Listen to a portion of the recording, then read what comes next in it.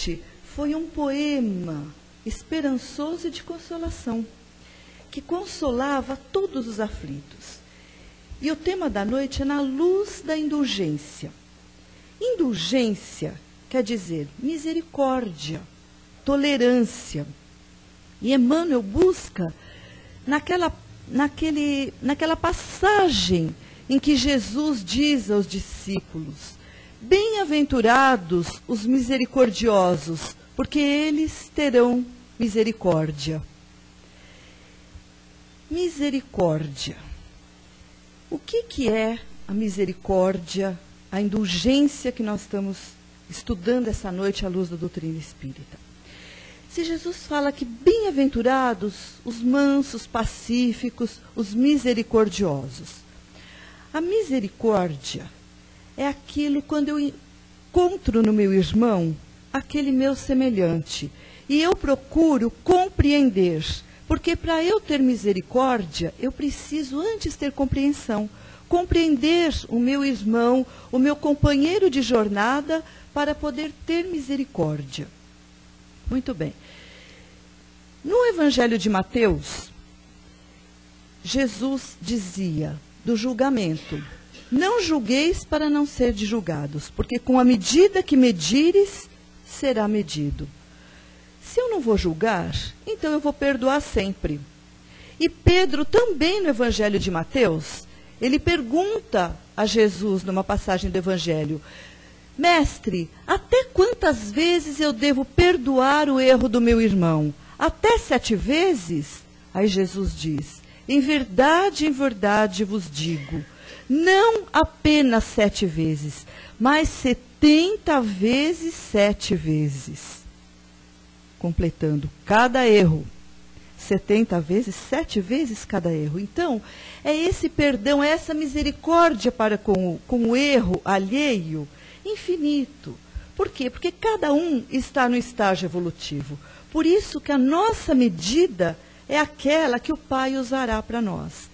E Jesus completa esse ensinamento dizendo a Pedro que o reino de Deus é como um rei que chama, ele é comparado a esse rei que chama os seus súditos para um acerto de contas.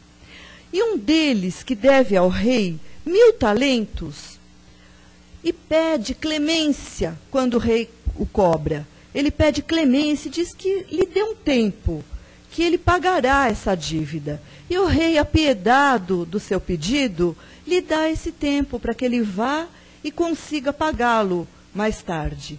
E saindo, ele encontra um servo que lhe deve a quantia ínfima de 100 talentos.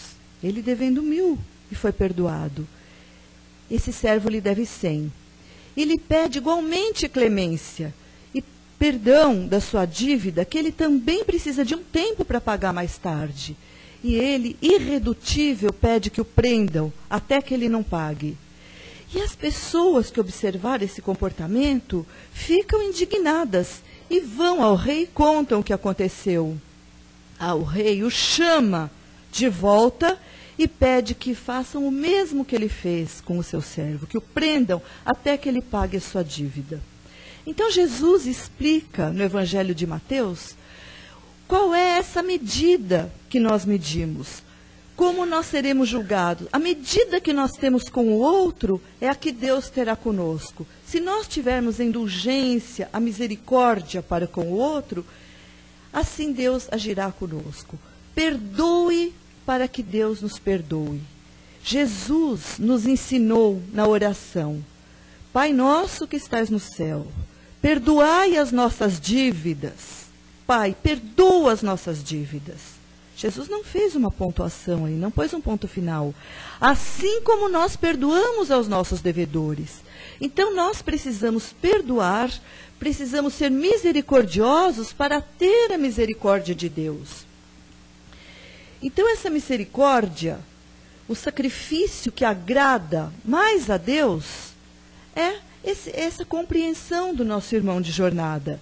Jesus dizia: se você tem uma oferta para fazer ao Pai, primeiro deixa a oferta no altar. Vai e reconcilia-te com teu irmão. Depois você volta e oferece ao Pai. Então, primeiro a reconciliação, o entendimento, o motivo da nossa jornada terrena, da nossa encarnação. Por que que nós estamos juntos, par e passo, com aqueles com quem temos dificuldades? Será o acaso? Não. É aí que nós testemunhamos e vivenciamos a misericórdia, que Emmanuel nos diz na lição da noite. Agora, essa misericórdia, a indulgência, nós vamos falar, bom, eu vou ser misericordioso, indulgente, então eu vou aceitar tudo. Não é aceitar. A misericórdia, a indulgência não é aceitação. Eu não posso pactuar com algo que eu vejo que está errado. Se eu vejo uma ação errada no outro, eu não vou aceitar achando que eu sou misericordiosa, de forma alguma. Eu vou conversar, vou tentar induzi-lo ao bem, porque nós sabemos que cada um de nós temos os nossos limites. E estamos cada um num patamar diferenciado de evolução. Então, aquele que está necessitando hoje da minha indulgência, ele não compreende como eu compreendo, vê a vida de uma outra maneira. Então, a misericórdia é a compreensão, o respeito que eu tenho com o outro. É a lição maior de Jesus, fazer ao outro o que eu gostaria que ele me fizesse, o que me fosse feito. Então, essa misericórdia, não a aceitação. Cada um de nós, como individualidade, nós temos também os nossos limites. E a doutrina espírita nos explica isso. Aliás, a própria psicologia nos explica. Onde falta a misericórdia, a tolerância, se instala a rigidez, a severidade. E a psicologia fala das pessoas rígidas e muito severas, aquelas que não aceitam nada de errado. A psicologia diz como um disfarce. É um disfarce psicológico. Chega a ser até uma neurose, quando eu sou irredutível e não aceito. Por quê?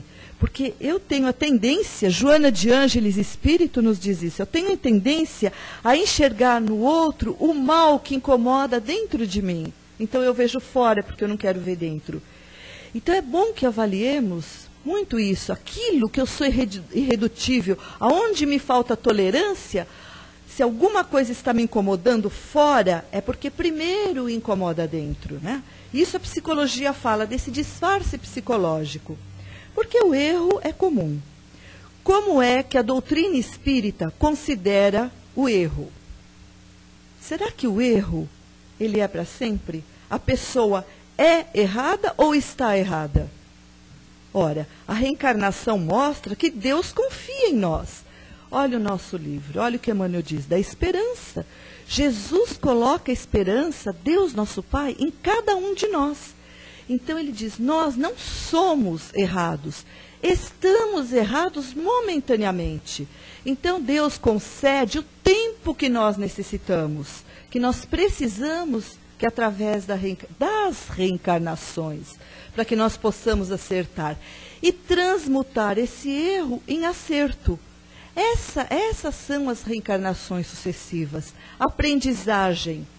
Então a doutrina espírita encara o erro como um acidente de percurso. Quem de nós nunca errou?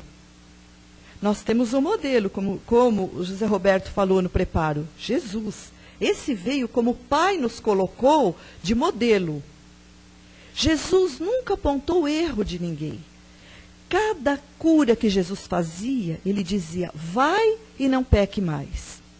Diante da mulher adúltera, que foi um exemplo belíssimo do Evangelho de Jesus, que à sua época a mulher era apedrejada até a morte, que era pega em adultério, numa roda, a mulher ao meio, e Jesus dizia, aquele que não tiver pecado, que atire a primeira pedra.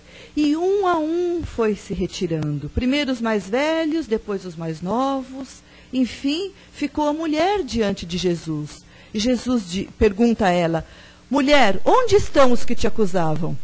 Ela disse, foram, mestre. Ele falou, pois também eu não te acuso. Vai e não peques mais. Então Jesus não acusava. Jesus sabia que o erro nosso como seres humanos ainda em evolução, faz parte do nosso processo evolutivo.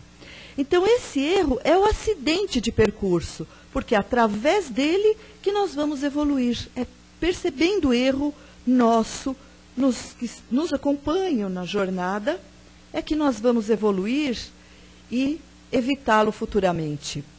Esse erro, ele pode ser cometido de duas maneiras, ou por ignorância, ou por teimosia. Eu posso não compreender a lei de Deus, e aí então errar. Eu não sei que existe uma vida além dessa, eu não compreendo. Eu acho que o meu tempo é aqui agora, que eu nasci, vou morrer e tudo vai acabar. Então urge que eu aproveite a vida. O que eu vou fazer para aproveitar a vida? Tudo que a vida me permite, porque a hora que eu morrer acabou tudo. Então eu sou, diante da lei de Deus, um ignorante. A ignorância, não nesse sentido pejorativo, de ofensa, ignorante de não saber, de desconhecer a lei de Deus. Então, quando eu desconheço, eu erro por falta de saber o que é certo e o que é errado. Ou por teimosia. Eu posso conhecer a lei de Deus e errar, porque eu não tenho vontade de acertar. Então, dependendo da forma como eu cometo o meu erro, há um agravante ou atenuante diante da lei de Deus. Aquele homem que ia passando de manhã, já pronto para o serviço, e que viu um outro caído na calçada. E ele, com a maior boa vontade, foi até um bar, achando que aquele que aí estava deitado tinha fome. Foi ao bar mais próximo e comprou um pão doce e um café com leite, com bastante açúcar, achando que faltava glicose para ele se sentir bem. Foi e ofereceu a ele. Ele, meio semiconsciente, porque não estava bem, quase que desmaiado, aceitou e ingeriu o alimento. E aí que ele piorou e começou a ter convulsões. Foi chamada a ambulância, o resgate, e ele foi socorrido. No pronto-socorro, observou-se que ele tinha diabetes e não podia comer açúcar. Então nós perguntamos, diante de Deus, da lei de Deus, esse homem que socorreu é um culpado? É um homicida em potencial? De forma alguma. Cada um de nós já cometeu um erro desses. E ainda vai cometer outros, achando que faz o melhor, na melhor das intenções, e não é o melhor. Ou para alguém, por algum momento, em alguma ocasião específica. E Deus, que a tudo sabe, que conhece a fibra mais íntima da nossa alma, Ele sabe da nossa intenção. Então aí é o nosso atenuante. Então esse erro, quase inevitável para o nosso acerto, para o nosso aprendizado, essa é a bondade que Deus tem conosco e que permite que nós, crianças espirituais, cresçamos no nosso tempo. Porque se eu pego uma criança de meses e coloco de pé, tentando fazer com que ela ande, será que ela vai andar? Eu posso dar todo estímulo, mas não é o tempo, ela não tem a maturidade física ainda. Nós, muitas vezes, não temos a maturidade espiritual para compreender e agir. Então, como aquela criança precisa desenvolver um pouquinho mais para dar os primeiros passos, nós também, para ter a maturidade espiritual, precisamos ter os primeiros ensaios e erros para podermos ser adultos espirituais e compreender. Então ficamos com raiva, reagimos instintivamente, brigamos, mas futuramente nós vamos compreender. Um momento nós amadurecemos espiritualmente e vamos ser misericordiosos, vamos ter tolerâncias. Por quê? Nós não somos assim, nós estamos assim. E o Pai confia em nós, acredita em nós. Não há castigo por castigo. Nós nunca ouvimos dizer em nenhum processo educativo que o castigo seja um bem. Nós precisamos, muitas vezes, de medidas rígidas. Mas a transformação maior, isso nós não estamos falando só nós encarnados, só o homem físico, como também os espíritos. Não só aqui na Terra, como no plano espiritual. A transformação maior é sempre através do amor. Precisamos de limites, espíritos encarnados ou não, necessitamos. A natureza tem limite. O sol, ele nasce pela manhã e se põe à noite. As frutas têm a sua estação para darem. As flores da mesma forma, as estações do ano, a lua, a natureza mostra os limites. Se tem os limites naturais, imagine nós como humanos, também temos os nossos limites. Então não são castigos, são limites que a espiritualidade, por misericórdia de Deus, coloca na nossa jornada evolutiva para que nós não desviemos da nossa reta, do nosso objetivo final, que é o progresso. Então essa transformação não é castigo. O amor é a forma única de transformar, encarnados e desencarnados. Nós, quantas vezes uma palavra amorosa para nós e para os espíritos também, quando participamos de um atendimento espiritual, o que se faz para sensibilizar um espírito? Será que é uma surra com a espada de São Jorge, aprender, mandar para a escola de Santo Agostinho? Nada disso funciona, o espírito é livre. Ele vai aonde quer, dependendo da sua vibração, da sua sintonia. O que funciona é o amor. A espiritualidade usa, normalmente, da figura da mãe, que é a figura do amor, para sensibilizar e para fazer com que ele se transforme e volte a um caminho do bem, ao caminho reto, o caminho do amor. Muitas vezes, nós vemos na mídia, no noticiário, essas cenas assim inaceitáveis aqui na nossa terra. Assassinatos, a gente vê cenas de pedofilia, enfim, a mídia coloca para nós cenas terríveis. E muitos de nós dizemos nesse momento de raiva, de fúria, ai, devia haver pena de morte. Olha que coisa. Olha a nossa falta de misericórdia, de tolerância, de indulgência. Deveria haver pena de morte. Primeiro, nós não sabemos lá atrás o que fomos, o que fizemos. A misericórdia que nós já necessitamos de Deus para que estarmos hoje, agora, nesse processo evolutivo. Foi perguntado para o Chico Xavier, num dos programas da antiga TV Tupi, no Pinga Fogo, o que ele dizia da pena de morte. E Emmanuel, que está dizendo da lição da noite, através do Chico, nos disse: esses espíritos renitentes do mal, eles fazem muito menos mal encarnados do que na espiritualidade, porque aqui ainda eles têm um freio, que é a sociedade, que é o freio social. E na espiritualidade, eles induzem outros tantos a agirem erroneamente.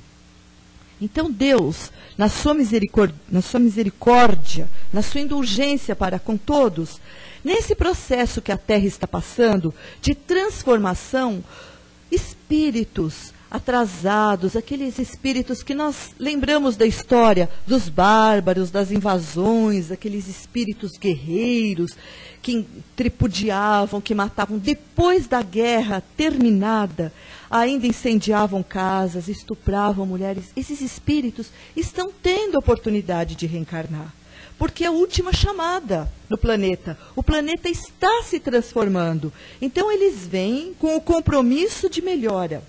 Se eles não conseguem melhorar, eles vêm, mas eles não vêm mais com aquele aspecto bárbaro, feio, embrutecido, como eram no passado, pela genética, porque eles têm pais perfeitos, pais saudáveis, então vêm espíritos bonitos, aparentemente, fisicamente, mas são aqueles espíritos atrasados. E eles chegam com esse compromisso. Alguns conseguem a melhora, outros não. Esses que não conseguem, não precisamos nós usar da falta de misericórdia, de rigidez para com eles. Porque a própria espiritualidade, o próprio Criador, não mais os mandará aqui para a Terra. Eles, numa futura encarnação, irão para outro lugar, para outra morada da casa do Pai, aonde for mais afim com o seu desenvolvimento. Então, Deus é amor, Deus não condena, Deus dá quantas oportunidades nós precisamos. Jesus não condena e nós queremos condenar. Então, nós temos que pensar muito bem nessa lição que Emmanuel fala. Jesus dizia: reconcilia-te com teu inimigo enquanto estás a caminho com ele. Então nós pensamos, o inimigo fora e o caminho que estamos trilhando. E se nós avaliarmos, reconcilia-te com teu inimigo, será que o inimigo está fora? Ou será que Jesus quis dizer do inimigo maior nosso, que não é fora, que é dentro? Enquanto estás a caminho com ele, não é a nossa encarnação? Qual que é a nossa jornada? Não é do berço ao túmulo? Na encarnação? Então é isso que Jesus quis dizer. Para que nós nos melhoremos, que nós possamos progredir na nossa encarnação. Aqueles inimigos que nós temos lá dentro, as nossas mazelas, as nossas deficiências, aquilo que nos incomoda, que nós temos que ir nos libertando devagar de cada um deles, não de repente. Uma reforma, quando nós falamos, para essa reforma íntima, nós não eliminamos, não matamos o inimigo, porque o inimigo está vivo. Nós transformamos aquilo que é ruim no que é bom. Então esse é o inimigo que nós temos que reformar nessa jornada terrena, porque nós vamos ter outras oportunidades, outras jornadas, mas urge que nos apressemos, porque a Terra está se apressando. E nós aqui, partícipes, né, desse planeta, precisamos também andar nesse passo de regeneração que ela está andando.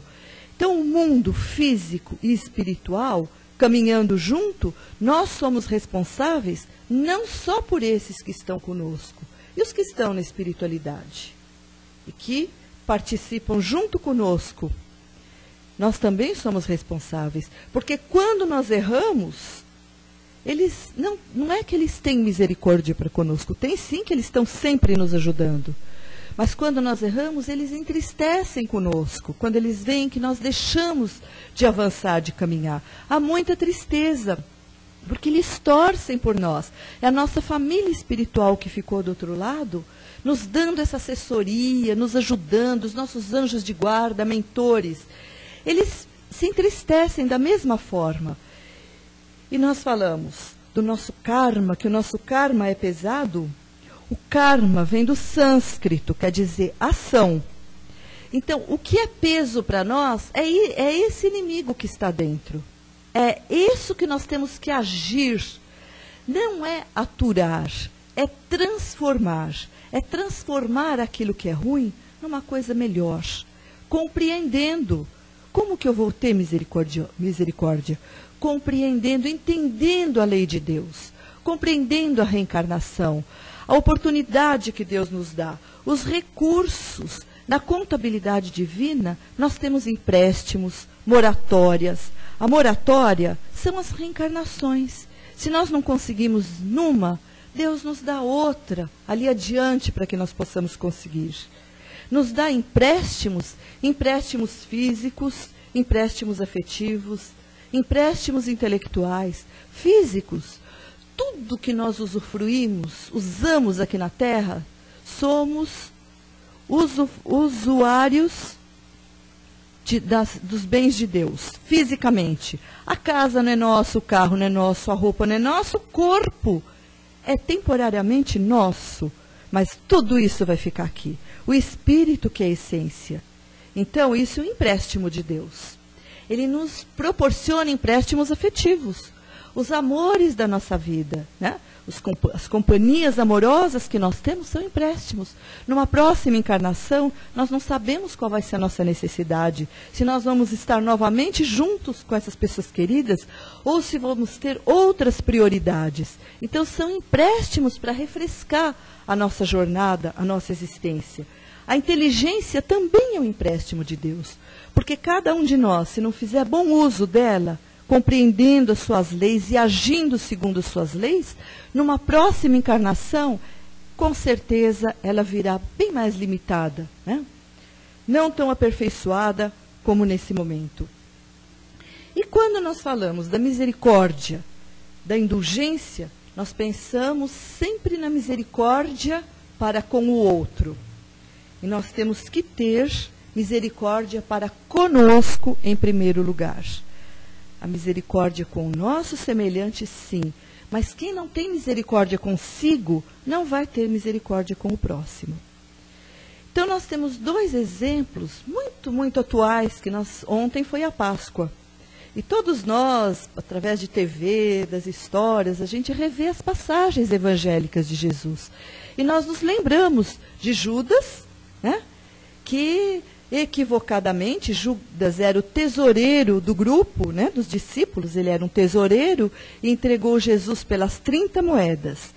E Judas, no arrependimento, quando ele viu o mestre sendo julgado e condenado, ele se arrependeu. E quando foi falar aos sacerdotes que estava rolando o sangue de um inocente, eles riram, zombaram de Judas. E ele, no desespero de ter cometido essa ação, ele se suicidou. E Jesus, com toda a sua misericórdia, antes de aparecer, depois da sua morte, antes de aparecer para Madalena, Jesus foi até Judas. Judas não pôde ver Jesus, porque ele estava no vale dos suicidas, aonde, no lugar de dor, aonde vão aqueles que tiram a sua vida. Judas não identificou a presença de Jesus, mas sentiu um certo alívio com a sua presença. Então Jesus foi socorrer Judas, antes de mostrar a eternidade da vida, mostrando que a morte não existia, para Madalena e para outros que ele apareceu depois. Esse é um exemplo de um dos discípulos que não teve misericórdia para consigo. E teve esse ato contra a lei de Deus, que é o suicídio. E o outro exemplo é o de Pedro, que Jesus disse na última ceia que Pedro também o negaria antes que o galo cantasse 3 vezes. E foi exatamente o que aconteceu. Pedro também se arrependeu quando viu o sofrimento de Jesus. Mas Pedro teve misericórdia própria para consigo, porque no seu arrependimento ele construiu, e ele foi pregar o evangelho de Jesus. Ele foi até chamado da pedra angular da doutrina do mestre, do evangelho de Jesus. Ele foi pregar para os primeiros cristãos falando do evangelho de Jesus. Então, 2 exemplos que são muito significativos, atuais da nossa época da Páscoa, né? Judas e Pedro. Quando não temos misericórdia para conosco, nada nos importa. Nós, como diz o ditado popular, chutamos o pau da barraca. Mas não é assim. Sempre há uma luz no fundo do túnel, porque a misericórdia de Deus é imensa para conosco. E Ele quer que no nosso erro nós sejamos misericordiosos primeiro para conosco. Porque, encerrando, a lição mais bonita de misericórdia veio de Jesus. Jesus na cruz, olhando para aquelas pessoas que ali estavam, seguindo o seu sofrimento, uns zombando, tacando coisas, Jesus ergueu os olhos no auge do sofrimento a Deus e disse: Pai, perdoai-os, porque eles não sabem o que fazem. A misericórdia imensa de Jesus para conosco. Então, que nós possamos aproveitar essa misericórdia, beber da fonte do seu evangelho e usar dessa misericórdia para com os nossos irmãos. Que Jesus nos abençoe.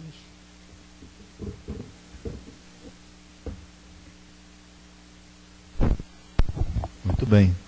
Se alguém tiver alguma pergunta, um comentário, fiquem à vontade. Aproveitando aqui a presença da Leda.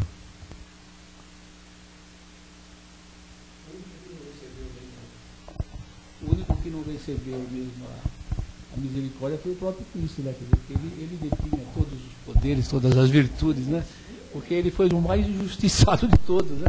Porque ele foi preparado realmente para uma uma jornada difícil, um né? espírito Um de planeta altíssima muito, evolução, né? De altíssima... no meio dos dois ladrões. Da esfera assim, crística. apaziguando, doutrinando, esclarecendo, atraindo um deles para, né, o céu, vamos dizer assim, ou dando essa esperança para aquele bom ladrão, né? Que o Barrabás e o outro, o Gestas, né? Então um deles, Dimas, né? Dimas. Então nós vemos que o exemplo está no ar, está na terra sempre, né? E nós vemos tanta injustiça, tantas coisas erradas, e as pessoas nunca param. As pessoas que têm muitos talentos aí para pôr para circular, né? Na realidade nós somos também, de certa forma, gerenciados pelo presidente do Banco Central, o Celeste, né? Claro, nós temos aí os nossos mentores, né? E como é que controla o juro, baixa o juro. Toda oportunidade sempre nós temos. E como é que ele gerencia, né? Dando aqueles apertões, né? A necessidade. Né? Nós temos que traçar um paralelo com a nossa vida mesmo, né? Até a nossa própria economia. A economia também é espiritual. Claro, não deixa de ser. Claro. Você fez um paralelo sobre isso, claro. Né? Então nós estamos... O empréstimo, moratória, né? Estamos torcendo para realmente essa terra se transformar, se renovar. Está se transformando. Então nós temos está que ver renovando. que essas criaturas estão sendo Nunca se viu tanta ação para o bem. É. Nunca se viu tanta ação para o bem. Cada casa que a gente vai, cada cantinho, né? E a Rede Globo não vai atrás disso, porque não dá ibope. É. A mídia não mostra, né? Então polui, às vezes, o nosso lar com essas notícias tenebrosas, porque isso faz um assombro, né? Mas nunca se viu tanto bem, tanta boa ação, tantas ONGs, instituições, né? Então, nós temos que a riqueza material está na mão de pouca gente. E essas pessoas são aqueles detentores dos talentos, como nós vemos no Evangelho, que tem que prestar conta desse talento para o Senhor, que é Deus. Tem, né? Claro que tem. E nós sabemos que são poucos, mas o estrago que poucos fazem é tão grande, né? Que nós sabemos que eles vão ter que prestar conta um dia. Né, mas se nós fizermos, né, uma avaliação, as coisas vão mudando de tempo em tempo. O que é uma fortuna numa época não vale nada numa outra. Olha, vão avaliando os bens materiais. Nós vamos vendo fortunas, né? Vamos avaliando palacetes, coisas imensas, grandes que eram no passado. Hoje é valor relativo, sabe? Então, as coisas são assim. Indústrias poderosas, ruim, né? E as coisas vão mudando, o material muda muito, de acordo com a necessidade da transformação do homem, né? Porque o ideal é o espiritual, né? Alguém mais gostaria de fazer um comentário, alguma coisa? Não? Então, okay. A Leda vai ficar por aí, quem quiser depois fazer alguma pergunta, né?